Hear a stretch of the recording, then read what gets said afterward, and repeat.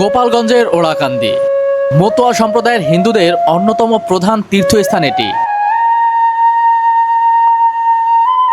Hello বন্ধুরা, আপনারা দেখতে পাচ্ছেন এই মুহূর্তে আমি আছি গোপালগঞ্জের কাশিয়ানী উপজেলাতে, এবং এখানে হিন্দু ধর্মের যারা যে মানুষগুলো আছে তাদের অনেক বড় প্রতি বুধবার এখানেই বসে মতুয়াদের মিলন মেলা। মতুয়া অবতার হরিচাঁদ ঠাকুরের সান্নিধ্য লাভের আশায় দমকা বাজিয়ে এভাবেই এখানে মাতম চলে দিনভর। জাগতিক সমস্যার সমাধান ও পরলৌকিক সুখের আশায় এখানে ছুটে আসেন মতুয়ারা।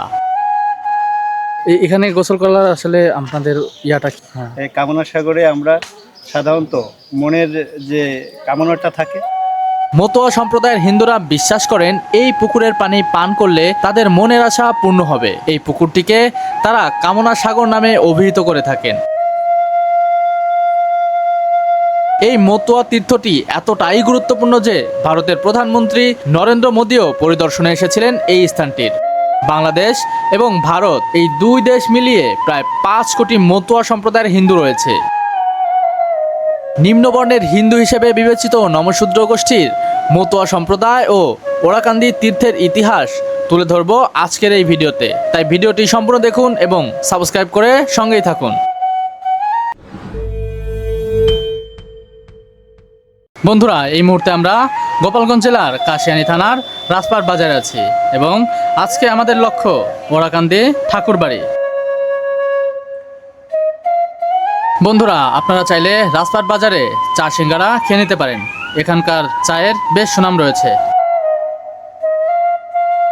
রাজপাট বাজার পেরিয়ে আমরা ছুটে চললাম ওড়াকান্দির দিকে।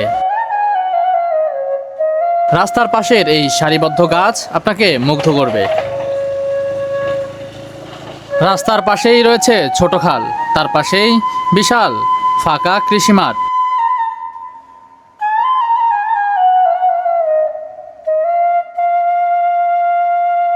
রাস্তার দুপাশে গ্রামীণ সৌন্দর্য দেখতে দেখতেই পৌঁছে গেলাম ওড়াকান্দি ঠাকুরবাড়িতে। বন্ধুরা, আমরা এখন ঠাকুরবাড়ির মেইন গেটের সামনে আছি। এই বিল্ডিংয়ের পিছনটাতেই মেলা হয়। চৈত্র মাসের যে সবচেয়ে বড় মেলাটি হয় সেটি হয় এর পিছনেই। তাছাড়াও এই এলাকাটি সেই মুহূর্তে একটি বড় উৎসবের মতো আসলে হয়ে ওঠে। আমরা মেইন গেট পেরিয়ে ভিতরে প্রবেশ করছি, এবং ভিতরে প্রবেশ করার সাথেই ডান পাশে একটি পুকুর দেখতে পাবেন। এই পুকুরকে তারা দুধসাগর বলে থাকে, এবং বাম পাশে দেখুন বেশ কয়েকটি মন্দির রয়েছে।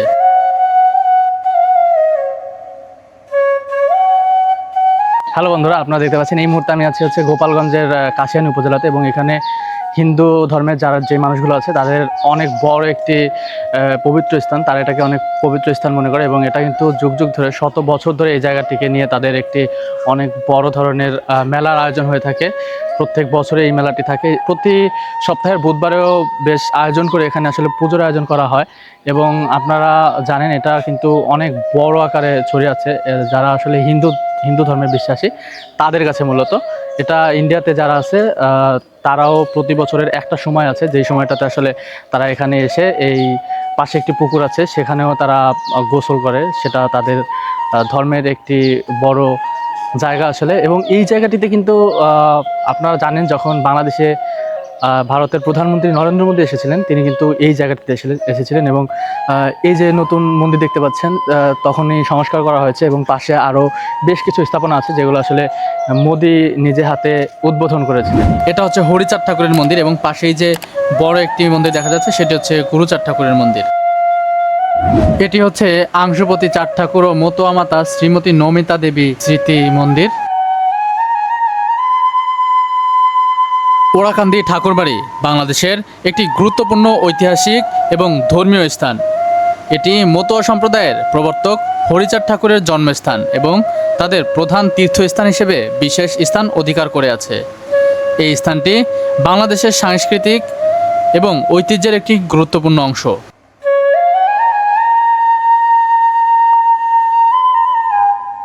বাংলাদেশের দক্ষিণ পশ্চিমাঞ্চলে গোপালগঞ্জ জেলার কাশিয়ানী উপজেলার ওড়াকান্দি গ্রামে অবস্থিত ঐতিহাসিক ওড়াকান্দি ঠাকুরবাড়ি মতুয়া সম্প্রদায়ের প্রবর্তক শ্রী শ্রী হরিচাঁদ ঠাকুরের জন্মস্থান, এবং তাদের প্রধান তীর্থস্থান হিসেবে এই স্থানটি বিশেষ ধর্মীয় এবং ঐতিহাসিক তাৎপর্য বহন করে। মতুয়া সম্প্রদায়ের হিন্দুদের ধারণা এই পুকুরে গোসল করলেই পবিত্র হওয়া যায়। আঙ্কেলরা কোথা থেকে আসছেন? পিরোজপুর। পিরোজপুর। হ্যাঁ, আচ্ছা, এখানে কবে আসছেন? এই সকালে আসছি। আজকে সকালে আজকে পুজোর জন্যই আসছেন? পূজার জন্য আজকে আমাদের কেন্দ্রীয় কমিটির মিটিং আছে। আচ্ছা, ঠাকুরবাড়ি। এখানকার মিটিং, এখানকার কমিটি। হ্যাঁ, আচ্ছা, আপনি কমিটির একজন। হ্যাঁ, আচ্ছা, এখানে কি আপনার প্রতি বছরই দু একবার আসা হয় নাকি প্রতি সপ্তাহে আসেন এরকম? প্রতি মাসের ভিতরে আসা হয়, কোনো সব মাসে 2-3বারও আসা হয়। পিরোজপুর তো অনেক দূর। এখানে গোসল করা আসলে আপনাদের ইয়াটা কি? আমাদের এখানে ঠাকুরবাড়ি, আমরা এটাকে ঠাকুরবাড়ি মনে করি। এখানে আমরা কামনা সাগর, এটা এই কামনা সাগরে আমরা সাধারণত মনের যে কামনাটা থাকে ওটা আমরা মনে করি স্নান করলে, এবং সেই কামনাটাকে যদি আমরা মনে প্রাণে ঠাকুরের কাছে প্রার্থনা করি, সেটা সফলতা এবং পূরণ হয়। এখানে কি আপনি মানে কতদিন ধরে আসছেন এই জায়গায়? আমি আমার জন্মের ছোটকাল থেকে, আমি ছোটকাল থেকে যেতে ভালো মন্দ যখন থেকে সেখান এরপরেই আসি। আচ্ছা, এটার আনুমানিক শুরু হয়েছিল মানে গোড়াপত্তনটা কত বছর? গোড়াপত্তন প্রায় 250 বছর হয়ে গেছে। 250 বছর। এখন যিনি এখানকার মানে প্রধান আছে আপনাদের যে ঠাকুর, উনি হচ্ছে এই বংশের কততম? ষষ্ঠ। ষষ্ঠতম। আচ্ছা আচ্ছা। আপনাদের যে মেলাটা হয়, ওই যে চৈত্র মাসে যে মেলাটা, হ্যাঁ ওই মেলাটা কি সেই 250 বছর ধরেই হচ্ছে? হ্যাঁ, 250 প্রতি বুধবারেই এখানে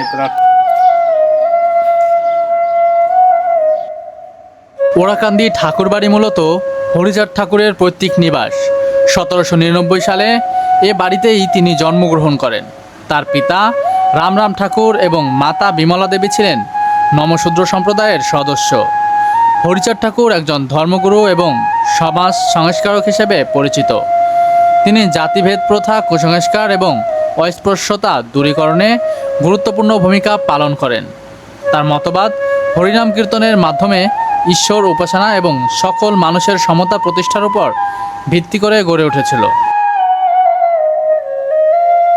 মতুয়া আন্দোলনে মূলত ওরাকান্দি কেন্দ্রিক হলেও 1947 সালে ভারত স্বাধীন হওয়ার পর এবং 1971 সালে মহান মুক্তিযুদ্ধের পর বিভিন্ন সময় মতুয়াদের একটি বড় অংশ ভারতে চলে যায় বলে জানান স্থানীয় মতুয়াদের অনেকেই। বর্তমানে পশ্চিমবঙ্গে মতুয়া সম্প্রদায়ের বড় একটি ভোট ব্যাংক রয়েছে।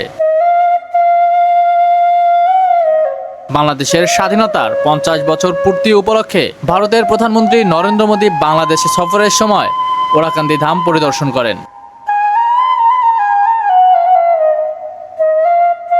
রাজনৈতিক বিশ্লেষকেরা মনে করেন মূলত মতুয়া সম্প্রদায়ের ভোট ব্যাংকের কথা মাথায় রেখেই এই তীর্থস্থানে এসেছিলেন তিনি।